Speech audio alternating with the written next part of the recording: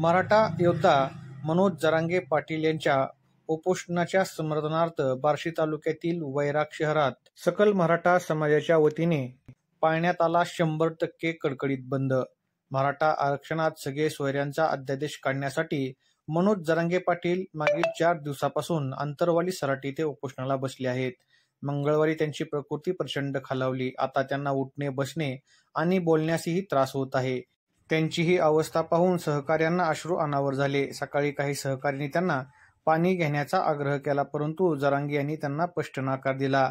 या त्यांच्या आंदोलनाच्या समर्थनार्थ बार्शी तालुक्यातील वैराग शहर इथे आज दिनांक 14 फेब्रुवारी रोजी सकाळी 7 वाजल्यापासून 100% कडकडीत बंद पाळून आंदोलनाला पाठिंबा देण्यात आला।